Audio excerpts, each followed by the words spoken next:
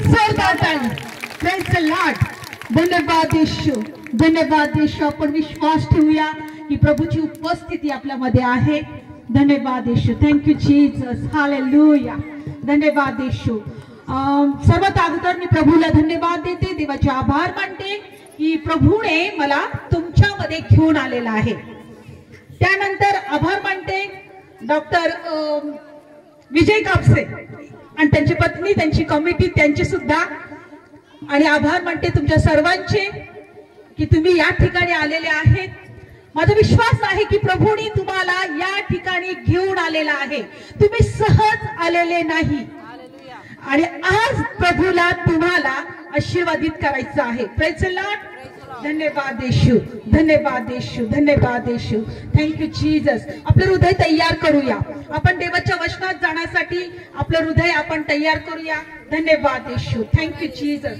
विश्वास ठेवा, आज प्रभू तुम्हाला स्पर्श करेल, प्रभू तुमच्याशी बोलेल, प्रभू तुम्हाला आशीर्वादित करेल आणि तुम्ही आज इथून रिकामे जाणार नाही.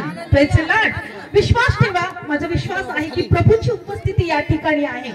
आकाश पृथ्वीचा निर्माण करता आमच्यामध्ये आहे, कारण त्या प्रभूने आम्हाला असं वचन दिलेलं आहे की मी तुला सोडणार नाही आणि मी तुला टाकणार नाही. युगाच्या शेवटापर्यंत मी तुझ्या बरोबर आहे.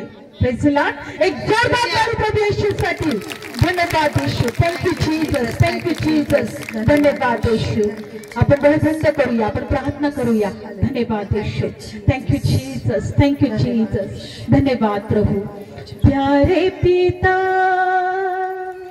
तूने हमसे इतना प्यार किया, हमें पापों से छुड़ाने को अपने बेटे को कुर्बान किया. प्यारे पिता,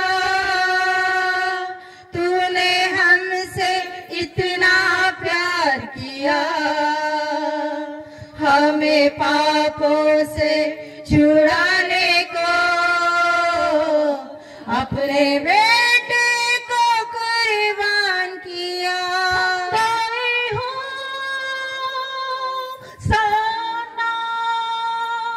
तू राजाओं का है राजा, तेरी महिमा होवे सदा.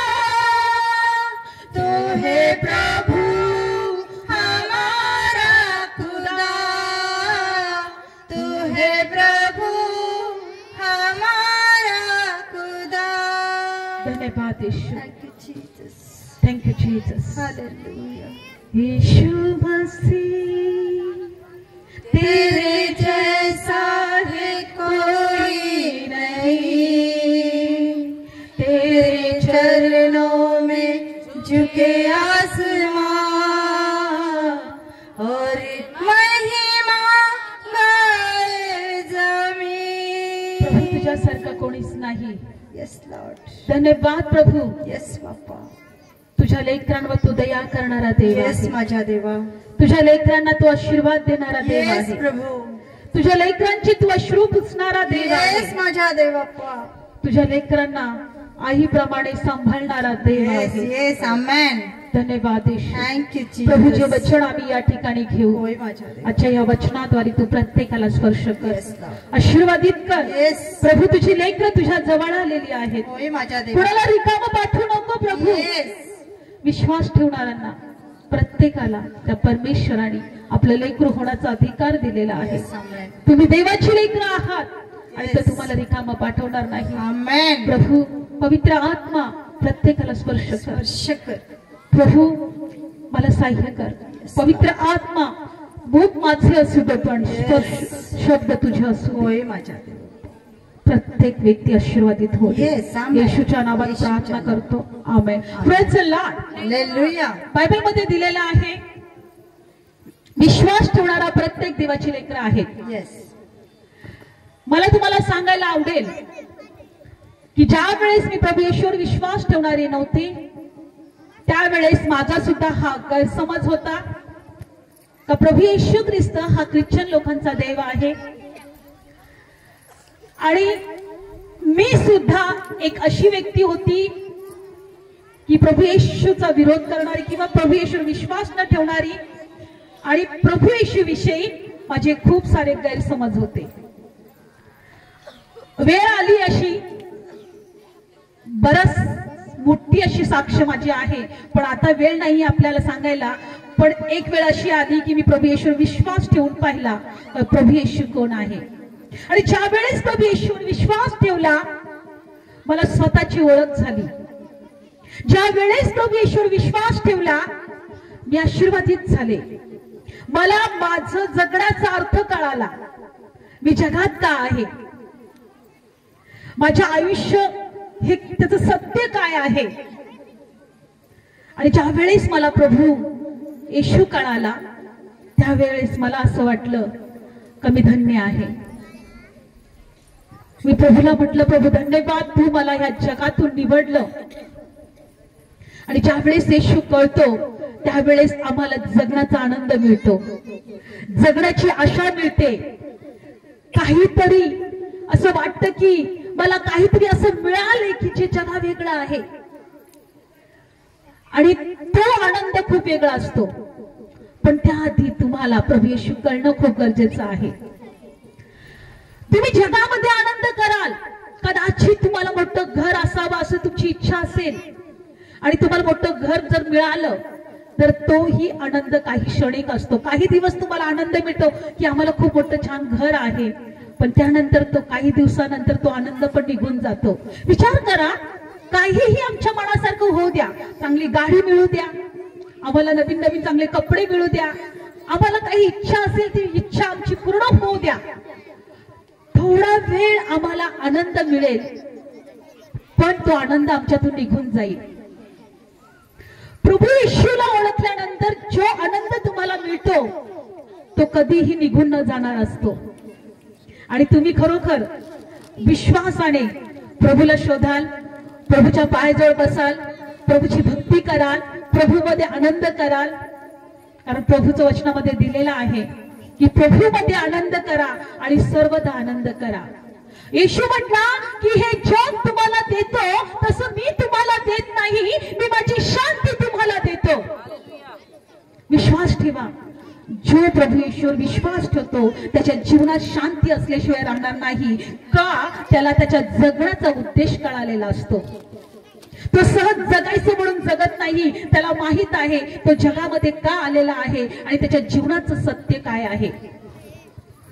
बायबलमध्ये दिलेलं आहे, आकाश पृथ्वीचा निर्माण करता एक परमेश्वर ज्याने सूर्य चंद्र तारे आपल्या शब्दाने निर्माण केले, तो या पृथ्वीच्या प्रारंभापासून आपल्या निर्मितीशी बोलत आलेला आहे.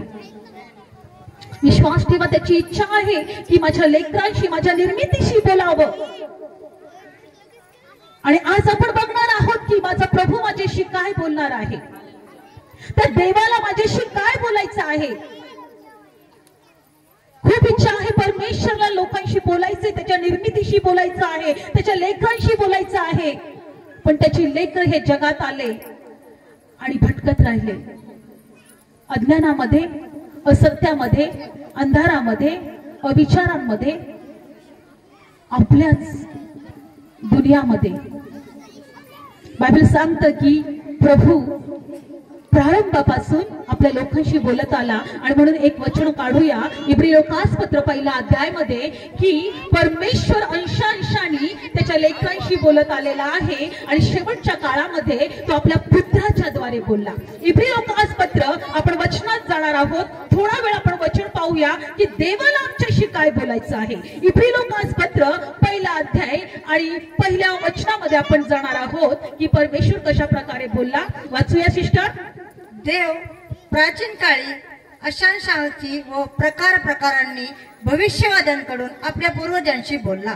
तो या शेवटच्या दिवसांमध्ये आपणाशी आपल्या पुत्राकडून बोलला आहे. याला त्याने अवघ्यांना वतनदार करून ठेवला आहे. Praise Lord. बायबल सांगतं की देव प्राचीन काळी अंशांशाने प्रकाराप्रकारे भविष्यवाद्यांकडून आपल्या पूर्वजांशी बोलला आणि शेवटच्या दिवसांमध्ये आपल्याशी आपल्या पुत्राद्वारे बोलला.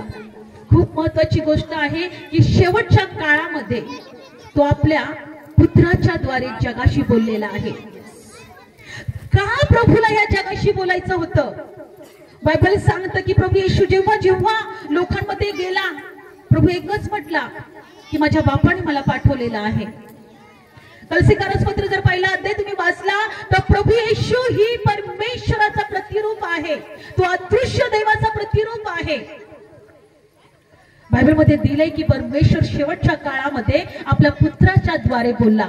आणि म्हणून आपण एका वचनात जाणार आहोत की यौहान शुभवर्तमान पहिला अध्याय आणि दुसऱ्या वचनामध्ये की परमेश्वराला आपल्या पुत्राच्या द्वारे काय बोलायचं होतं. आणि हे जर तुम्हाला कळालं तर आज जो तुम्ही नाताळ साजरा करत आहात त्याचं उद्देश तुम्हाला कळेल.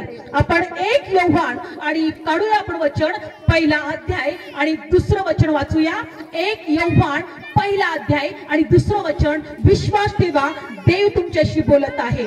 1 यौहान पहिला अध्याय दुसरं वचन. तोच प्रारंभी देवाजवळ होता, त्याच्याद्वारे सर्व वस्तू निर्माण झाल्या आणि जे झाले असे काहीच त्याच्या वाचून झाले नाही.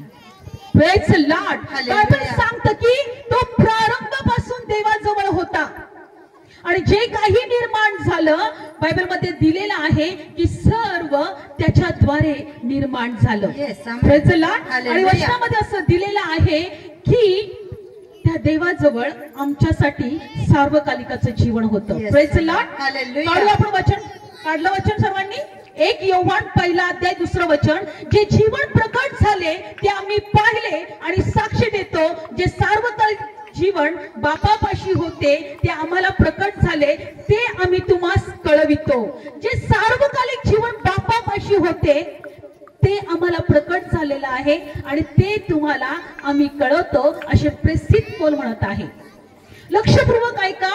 जे सार्वकालिक जीवन बापाजवळ होतं ते येशू ख्रिस्ताच्या द्वारे आम्हाला प्रकट झालेलं आहे. हे सार्वकालिक जीवन काय आहे? परमेश्वराने मनुष्याला निर्माण यासाठी केलं की त्याला सार्वकालिक जीवन असावं. तो मनुष्य नेहमी देवाच्या सानिध्यात, देवाच्या उपस्थितीमध्ये असावा. पण बायबलमध्ये दिलेलं आहे की ज्या वेळेस पहिला मनुष्य निर्माण झाला, लक्षपूर्वक ऐका, ज्या वेळेस पृथ्वीवरचा पहिला मनुष्य निर्माण झाला त्यावेळेस बायबलमध्ये दिलेलं आहे परमेश्वर त्याच्याशी बोलत होता, देव त्याला भेटत होता, देवाने त्याला त्याच्या स्वरूपाचं निर्माण केलं होतं. पण परमेश्वराने एक आज्ञा मनुष्याला दिली होती की जे फळ मी तुला सांगतो ते तू खाऊ नको, नाहीतर कदाचित तू मरशील. हे आम्हाला वचन कित्येकांना माहित असेल. पण त्यानंतर बायबलमध्ये दिले की मनुष्याचा एक स्वभाव आहे आज्ञा मोडणं. ज्या गोष्टी त्याला करू नको तेच मनुष्य करत असतो. उदाहरणार्थ दारू पिऊ नको, पण तो पितो, त्याला माहित आहे दारू पिऊन किडण्या खराब होतील, लिव्हर खराब होईल, माझ्या शरीराची अवस्था वाईट होईल, हे त्याला माहिती, याचं ज्ञान आहे. दारू असतो, तंबाखू असो, सिगारेट असो, जे काही वाईट असेल त्याला करू नको हे त्याला माहित आहे, हे वाईट आहे, तरी तो करतो. हा मनुष्याचा स्वभाव आहे. पण बायबलमध्ये दिले की ज्या वेळेस त्या आदामाने देवाची आज्ञा मोडली आणि प्रभूने सांगितलं होतं, परमेश्वराने सांगितलं की जर तू हे फळ खाशील त्या दिवशी तू मरशील. आणि त्या दिवशी मनुष्य देहामध्ये मेला नाही तर आत्मिकरित्याने तो मेला. लक्षपूर्वक ऐका. बायबल सांगतं की पापाचं वेतन मरण आहे, पण देवाचं कृपादान हे सार्वकालिकाचं जीवन आहे. पण बायबलमध्ये दिलेलं आहे की आदाम ज्याला मी निर्माण केलं तो परमेश्वर म्हणतो की तो त्याने माझी आज्ञा मोडली, जे मी नको करायला सांगितले तेच त्यांनी केलं आणि तो आत्मिकरित्याने मेला, देहामध्ये नाही. आणि बायबल सांगतं की त्या एका मनुष्यामुळं संपूर्ण जग निर्माण झालं आणि त्या एका मनुष्याच्या द्वारे आत्मिक मरण आलं आणि प्रत्येक व्यक्तीमध्ये आत्मिक मरण आलं. आणि बायबलमध्ये दिलेलं आहे की आज आम्हाला बघायचं आहे, पहिली गोष्ट प्रत्येकाला आम्हाला असं वाटतं आदामाने पाप केलं, पण ते मरण त्याच्यामध्ये आल्यामुळं प्रत्येक मनुष्याचा, जसं मी मगाशी सांगितल्याप्रमाणे, प्रत्येक मनुष्याला वाईट करायला आवडतं, चांगलं करायला आवडत नाही. बायबलमध्ये दिले आज आम्हाला कळून घ्यायचं आहे की जे बापाजवळ जे सार्वकालिक जीवन होतं ते त्याने पुत्राच्या द्वारे प्रकट केलं आणि ते पुत्राला जगामध्ये पाठवलं की माझी जी निर्मिती आहे तिला ते सार्वकालिकाचं जीवन मिळावं. बायबलमध्ये दिलंय आदाम मेला आत्म्यामध्ये, तो देहामध्ये तो जिवंत होता, पण त्याच्याद्वारे ते पाप जगात आलं. प्रत्येक मनुष्यामध्ये पाप आलं, प्रत्येक मनुष्यामध्ये मरण आलं. आज आम्हाला प्रत्येकाला हे समजणं कठीण होते. प्रत्येकाची एक अशी स्वतःबद्दल अशी ओळख असते, नाही मी पापी नाही, मी चांगला आहे, मी कधीच वाईट करत नाही, समोरचा तसा आहे मी तसा नाही, मी उत्तम आहे. नेहमी आमची स्वतःच्या बद्दल एक चांगली अशी ओळख असते.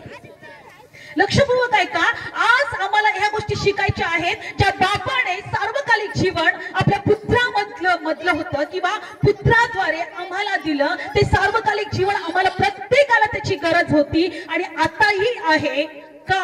कारण आम्ही आत्मिकरित्याने जोपर्यंत आम्ही ते सार्वकालिक जीवन अंगीकारत नाही, त्याच्यावर विश्वास ठेवत नाही, आत्मिकरित्याने कुठेतरी मेलेले आहोत. आज आम्हाला थोडक्यात समजून घ्यायचं आहे की पाप काय आहे, का आम्हाला सार्वकालिक जीवनाची गरज आहे किंवा का आम्हाला आत्म्यामध्ये जिवंत होण्याची गरज आहे. जेव्हा जेव्हा ते सार्वकालिक जीवन आम्हाला प्राप्त होतं, जो आदाम आत्म्यामध्ये मेलेला असतो तो पुन्हा जिवंत होतो. Praise the Lord. जो आदामच नाही, जे कोणी प्रभू परमेश्वरावर विश्वास ठेवतात, त्याच्या देवाच्या पुत्रावर विश्वास ठेवतात, जे कोणी आत्म्यात मेलेले आहेत ते पुन्हा जिवंत होतात आणि त्यांच्यामध्ये देवाची उपस्थिती येते, त्यांच्या जीवनात देवाची उपस्थिती येते, त्यांच्या जीवनात शांती येते, त्यांच्या जीवनातले श्राप निघून जातात, त्यांचे जीवन आशीर्वादित होतं. लक्षपूर्वक ऐका, हे पाप म्हणजे काय आहे. आपण जर एका वचनात पाहिलं, मार्क शुभवर्तमान 7व्या अध्यायामध्ये बायबल सांगतं, मार्क शुभवर्तमान 7व्या अध्यायामध्ये पाप काय आहे. आपल्याला असं पाप म्हणजे खूप मोठी गोष्ट किंवा केली तरच पाप आहे असं वाटतं, पण पाप काय आहे.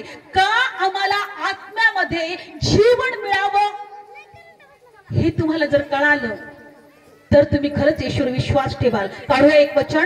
आपण मार्क शुभवर्तमान 7व्या अध्यायामध्ये जाणार आहोत. मार्क शुभवर्तमान 7व्या अध्यायामध्ये काढूया वचन. या वचनात असं दिलेलं आहे की मनुष्याच्या तोंडातून जे काही जातं त्याने मनुष्य अशुद्ध किंवा विटाळत नाही, तर मनुष्याच्या तोंडातून जे काही बाहेर येतं त्याने मनुष्य अशुद्ध होतं, त्याने मनुष्य विटाळतो, त्याचा आत्मिकरित्याने तो अशुद्ध होतो. लक्षपूर्वक ऐकूया. मार्क शुभवर्तमान 7वा अध्याय या वचनात आपण 18 वचनापासून वाचूया किंवा 20वं वचन वाचूया. जास्त वेळ नाही, खूप लवकर मी घेणार आहे, पण आम्हाला कळणं गरजेचं होतं की जे सार्वकालिक जीवन पित्याकडे होतं ते पुत्राच्या द्वारे जगात पाठवलेलं आहे आणि जो कोणी विश्वास ठेवील त्याच्यामध्ये जीवन असणार आहे. Praise the Lord. हालेलुया. येशू मसीह की जय. मार्क शुभवर्तमान 7वा अध्याय आणि 20वं वचन वाचूया. आणखी तो म्हणाला, जे काही माणसातून निघते तेच माणसाला विटाळते. 21. कारण आतून म्हणजे माणसाच्या अंतःकरणातून दृष्ट विचार बाहेर निघतात. जार कर्मे, चोऱ्या, खून, व्यभिचार, लोभ, दृष्टाई, कपट, कामतुरपणा, दृष्टी, शिवीगाळ, गर्व, मूर्खपणा या सर्व वाईट गोष्टी आतून बाहेर निघतात व माणसाला या सर्व वाईट गोष्टी आतून बाहेर निघतात व माणसाला विटाळतात, अशुद्ध करतात. बायबल सांगतं आतून निघतं ते दुष्ट विचार. पहिली गोष्ट, आतून काय निघतं? दृष्ट विचार. दुष्ट विचार, जाळकर्म, चोऱ्या, खून, व्यभिचार, लोभ, दुष्टाई, कपट, कामतुरपणा, दुष्ट दृष्टी, शिवीगाळ सुद्धा आतून निघते. गर्व, मूर्खपणा या गोष्टी ज्या माणसाच्या आतून निघतात त्या त्याला अशुद्ध करतात, विटळवतात, आत्मिकरित्यामध्ये त्याला मारतात किंवा तो ऑलरेडी तो आत्म्यामध्ये जोपर्यंत ईश्वर विश्वास ठेवत नाही आत्म्यामध्ये आम्ही मेलेला असतो आणि म्हणून पाप आमच्यावर काय होतं? हावी होतो. लक्षपूर्वक ऐका, या गोष्टी मनुष्याला अशुद्ध करतात आणि म्हणून बायबलमध्ये दिलेलं आहे की परमेश्वराने आपल्या एकुलत्या एक प्रिय पुत्राला ह्या जगामध्ये पाठवलं यासाठी की जो कोणी त्याच्यावर विश्वास ठेवील त्याचा नाश होणार नाही, तर त्याला सार्वकालिकाचं जीवन मिळेल. आमेन. कदाचित आम्हाला या सगळ्या गोष्टी चुकीच्या वाटतील किंवा म्हणतील अरे नाही हे काय, असं कसं असू शकतं? पण विश्वास ठेवून बघा, आत्म्यात आमच्यामध्ये चांगले वाईट विचार येतात, शिवीगाळ येते, दुष्ट गोष्टी येतात, पण आमचा आत्मा त्याने विटाळतो, आमचा आत्मा आम्ही अशुद्ध करतो. बायबलमध्ये दिलेलं आहे की आम्ही ह्या जगामध्ये देहामध्ये आलो. देहाला ह्या जगात समाज आहे, नातं आहे, जात आहे. या देहाला ह्या जगी गोष्टी आहेत, पण आत्म्याला फक्त एकच गोष्ट माहित आहे का त्याला सार्वकालिक जीवन पाहिजे. जे काही जगामध्ये आहे ते नातं असो, समाज असो, धर्म असो, हे देहाला आहे. आणि जेव्हा आम्ही जगातून जातो ते सगळं इथंच सोडून जातो. आम्ही देहात जन्माला येतो तेव्हाच आम्हाला नातं मिळतं, समाज मिळतो, जात मिळते, धर्म मिळतं, पण मेल्यानंतर त्या इथंच ठेवून जातो. पण आत्म्यामध्ये जर आम्हाला जीवन मिळालं नाही तर काय लाभ? बायबल सांगतं की मनुष्याने सर्व जग मिळवलं आणि त्याने आपला आत्मा गमावला तर त्याला काय लाभ होईल?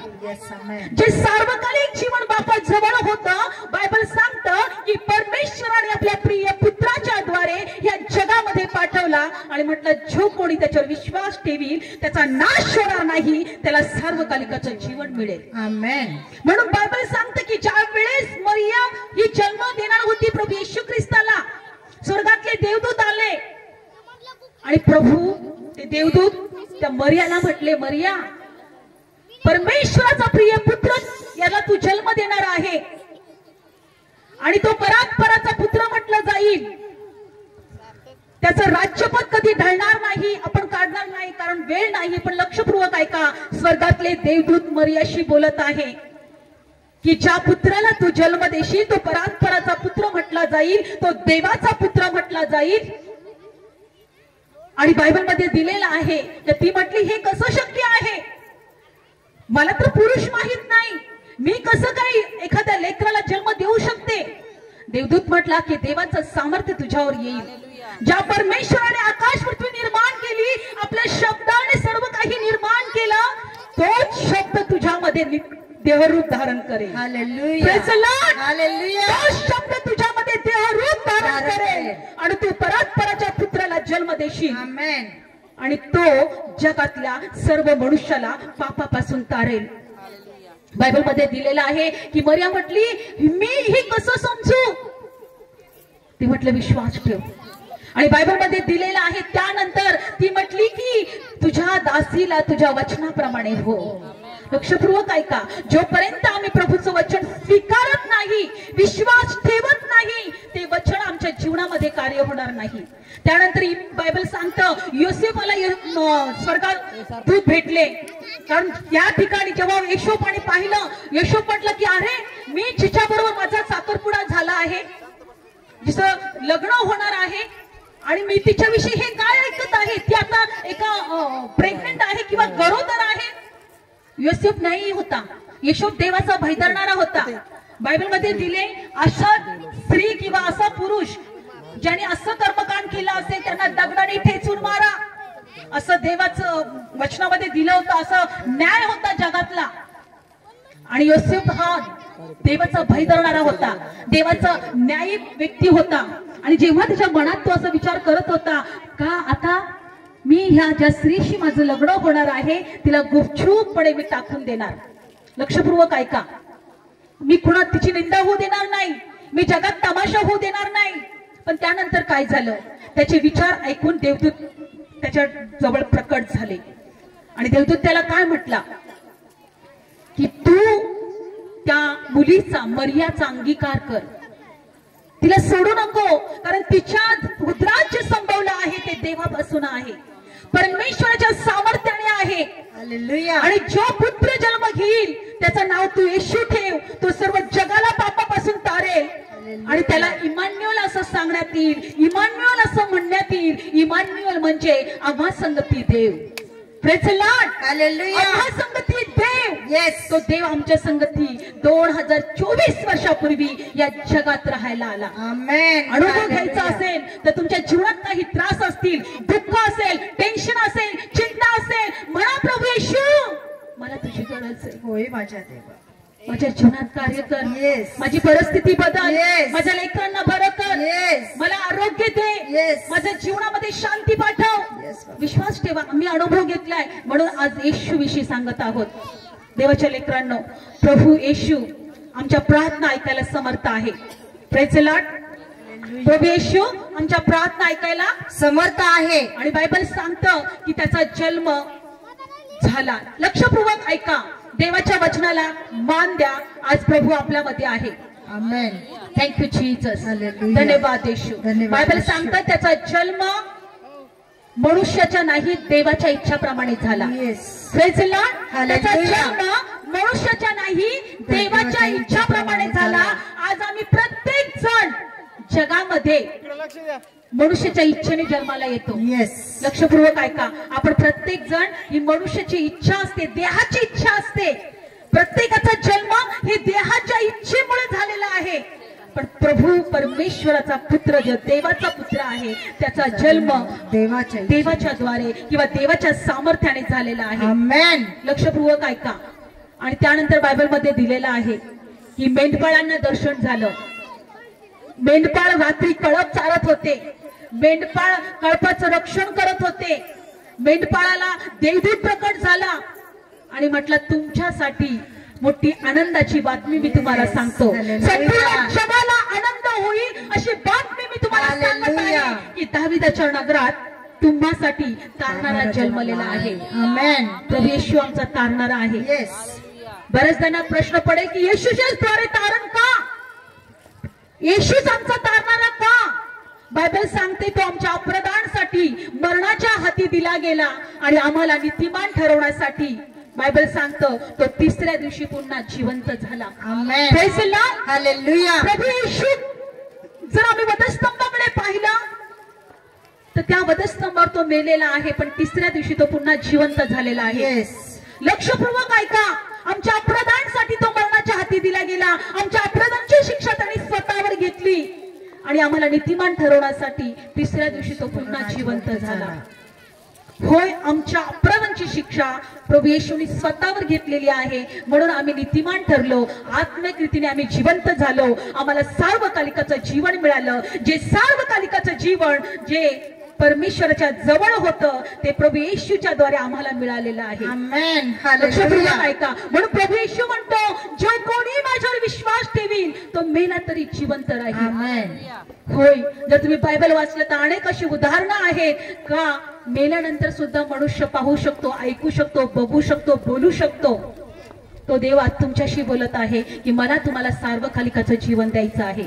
मला तुम्हाला माझ्या लेकरू होण्याचा अधिकार द्यायचा आहे. देवाचं राज्य तुम्हाला मला द्यायचं आहे. लक्षपूर्वक ऐका. आज शेवटच्या काळामध्ये तो परमेश्वर आपल्या प्रिय पुत्राच्या द्वारे यासाठी बोलला की आम्हाला सार्वकालिकाचं जीवन असावं. शेवटच्या काळामध्ये का? तर बायबल सांगतं ह्या पृथ्वीचा अंत होणार आहे. ही पृथ्वी पांघरुणाप्रमाणे गुंडाळली जाणार आहे आणि जी नवी पृथ्वी, ज्या पृथ्वीमध्ये न्याय पण राहतं, नीतिमत्वता राहते, ती नवी पृथ्वी परमेश्वर निर्माण केलेली आहे आणि त्या नवी पृथ्वीमध्ये आम्ही असावं ही देवाची इच्छा आहे. आज जगामध्ये पाप वाढलेला आहे. लोक एकमेकांचा द्वेष करत आहे, लोक मारामारी करत आहे, खून करत आहे, लुटमार करत आहे, एकमेकांच्या विरोधात आहे. पण बायबलमध्येच तुम्हाला असं पाहायला मिळेल की प्रभूची दुसरी आज्ञा अशी सांगते की जशी स्वतःवर तशी शेजाऱ्यावर प्रीती कर. बायबल मध्येच आपल्याला पाहायला मिळतं की जर तू तुझ्या भावावर प्रेम करत आहे तर तू माझं लेकरू आहे. जो कोणी आपल्या भावाचा द्वेष करतो त्याला अजूनही देवाची ओळख झालेली नाही, तो अंधारातच आहे. देव प्रीती आहे आणि देव आम्हाला प्रेम करायला शिकवतो. आमेन. हालेलुया. विश्वास ठेवा. तो देवाचा पुत्र ह्या जगामध्ये आम्हाला सार्वकालिक जीवन असावं म्हणून ह्या जगामध्ये आला. अजून एक वचनाकडे मी तुम्हाला घेऊन जाईल. बायबल सांगतं की त्याने एका मनुष्यापासून संपूर्ण जग निर्माण केले. प्रेषितांचं कृत्य 17व्या अध्यायामध्ये जाणार आहोत. प्रेषित 17वा अध्याय शेवटच्या वचनाकडे लक्ष द्या. प्रेषित 17वा अध्याय आणि वचनामध्ये जाणार आहोत. त्यांनी एका मनुष्याच्या द्वारे संपूर्ण जग निर्माण केले आणि पुढे काय झालं? प्रेषितांचं कृत्य 17व्या अध्यायामध्ये आपण जाणार आहोत. लक्षपूर्वक ऐका, तुमच्यामध्ये सार्वकालिकाचं जीवन आहे. धन्यवाद येशू. प्रेषितांचं कृत्य 17वा अध्याय आणि आपण वचनात जाणार आहोत. 24 वचन मी पटकन वाचते. ज्या देवाने जग आणि त्यातलं सर्व काही निर्माण केले, तो आकाशाचा पृथ्वीचा प्रभू असून हाताने बांधलेल्या देवळामध्ये तो राहत नाही. त्याला कशाची गरज पडली आहे? म्हणून मनुष्याच्या हाताने त्याची सेवा घडते असेही नाही, कारण तो सर्वांना जीवन आणि श्वास आणि सर्व काही देणारा आहे. लक्षपूर्वक ऐका, त्याला कशाची गरज पडते? त्याने मनुष्याला यासाठी नाही निवडलं किंवा निर्माण केलं की तू माझी सेवा कर. उलट तोच मनुष्याला श्वास आणि बायबलमध्ये दिलेला आहे की सर्व जीवन सर्व काही देणारा आहे. 26 त्याने एकापासूनच सर्व मनुष्याचे राष्ट्र पृथ्वीच्या साऱ्या पाठीवर राहण्यासाठी केले. त्यांचे नेमलेले समय वस्तीच्या सीमा त्याने पूर्वीच ठरवून ठेवल्या, यासाठी की त्यांनी देवाचा शोध करावा, म्हणजे चाचपत कसे तरी त्याला मिळवून घ्यावे, तरी तो आपणा कोणा एकापासूनही दूर नाही. लक्षपूर्वक ऐका, चाचपत मनुष्याने देवाला मिळवून घ्यावं. बायबल सांगतं तो सर्वांना श्वास आणि जीवन देतो. बायबल सांगतं त्या मनुष्याच्या वस्तीच्या सीमा सर्व समय त्याने नेमून ठेवले. कोण कुठे जन्माला येणार, कोण कोणत्या राष्ट्रामध्ये जन्माला येणार, कोण कोणत्या देशामध्ये जन्माला येणार, कोणत्या समयी येणार, कोणत्या समयी जाणार, सर्व समय त्याने नेमून ठेवलेले आहेत. आणि मनुष्याने चाचपत कसे तरी देवाला प्राप्त करावे. लक्षपूर्वक ऐका, देवाला आज त्याच्या प्रिय पुत्राच्या द्वारे आम्हाला सार्वकालिक जीवन दिलेलं आहे आणि द्यायचं आहे. हालेलुया. जेव्हा ते सार्वकालिक जीवन आम्ही प्राप्त करतो, देवाची ओळख होते, देवावर विश्वास वाढतो. आमच्या जीवनातलं सर्व मरण म्हणजे श्राप आहे, श्राप निघून जातात. आमच्या जीवनातला अंधार निघून जातो. आमच्या जीवनात देवाची उपस्थिती येते. आमचं जीवन आशीर्वादित होतं. आमच्या जीवनात शांती येते. अनुभव घेऊन पहा, कारण आम्ही तो अनुभव घेतलाय. म्हणून आज मी तो उभी आहे आणि सांगत आहे की देवाचा पुत्र प्रभू येशू ख्रिस्त याचा अनुभव घेऊन पहा, तो किती चांगला आहे. Praise the Lord. हालेलुया. आम्हाला प्रत्येकाला सार्वकालिकाचं जीवन प्रभूने दिलेलं आहे. जे जीवन बापापाशी होतं ते सार्वकालिकाचं जीवन त्याच्या प्रिय पुत्राच्या द्वारे त्याने जगात पाठवलं, आणि जो कोणी त्याच्यावर विश्वास ठेवी त्याला सार्वकालिकाचं जीवन मिळेल. त्याच्यावर न्यायाचा प्रसंग येणार नाही. विश्वास ठेवा, प्रभूच्या द्वारे आम्हाला सार्वकालिकाचं जीवन आहे. Praise the Lord. बोलो येशू मसीह की जय, बोलो राजा की जय. डोळे बंद करूया, आपण प्रार्थनेत जाऊया. धन्यवाद येशू, धन्यवाद प्रभू. आम्ही तुझे उपकार म्हणतो की प्रभू तू आम्हाला ह्या जगातून निवडलं आणि आम्हाला सार्वकालिकाचं जीवन दिलं. प्रभू दे बाप्पा, आज तुझ्या लेकरांचं हृदय तू पाहिलं, ते कोणत्या परिस्थितीमध्ये या ठिकाणी आलेले आहेत, त्यांच्या जीवनात काय परिस्थिती आहे प्रभू तू सर्व पाहिलंय. डोळे बंद करूया, नम्र आणि लीन होऊन त्या प्रभूच्या पायाजवळ येऊया.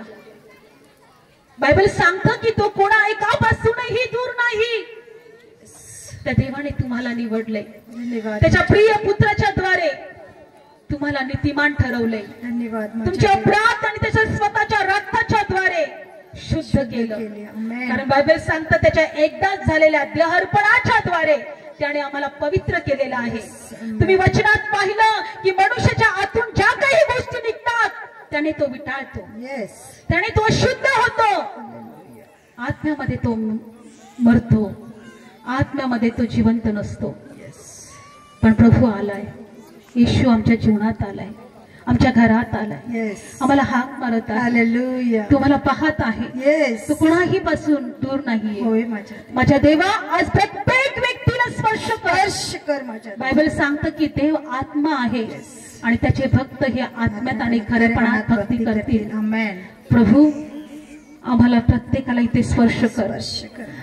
जी बहीण जे काही त्रास इथे घेऊन आली, जे काही अश्रू या ठिकाणी घेऊन आली, जे काही दुःख ती या ठिकाणी घेऊन आली, जे भाव जे काही प्रश्न या ठिकाणी घेऊन आलेले आहे, त्या प्रत्येकाला तू स्पर्श कर.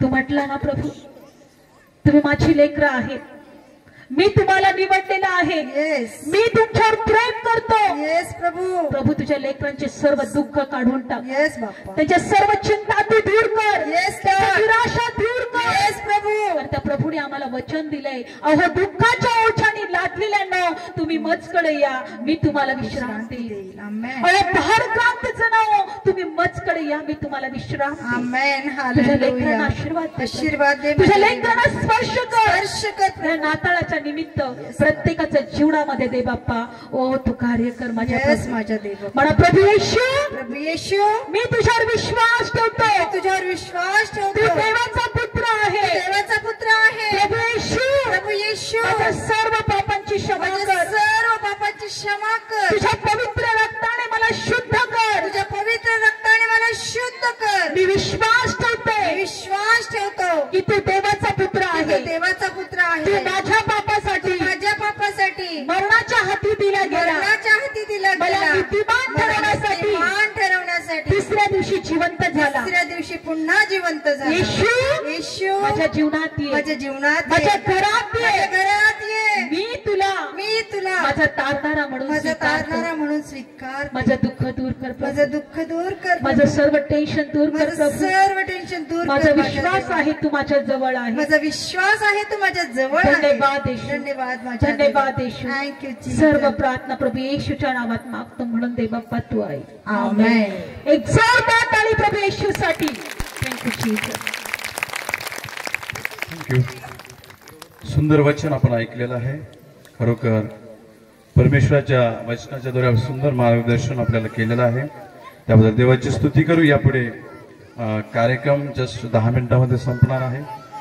तर मागील दिवसामध्ये ख्रिसमस निमित्त आपण वर्ल्ड मिशन जे ऑर्गनायझेशन आहे पूर्ण जगामध्ये आणि पूर्ण जगामध्ये पूर्ण जगामध्ये चर्चमध्ये जे लेकर मुलं असतात त्यांचं एक्झाम घेतला जातो, बायबल स्टडी.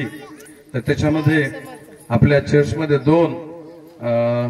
दोघांचं त्या ठिकाणी विजय झालेले आहेत, त्याच्यामध्ये उत्तीर्ण झालेले आहेत. फर्स्ट आणि सेकंड 2 बक्षीस आपल्यामध्ये आहेत. तर त्याच्यामध्ये पहिलं जे बक्षीस आहे रोख रक्कम आणि ट्रॉफी आणि सर्टिफिकेट मिखल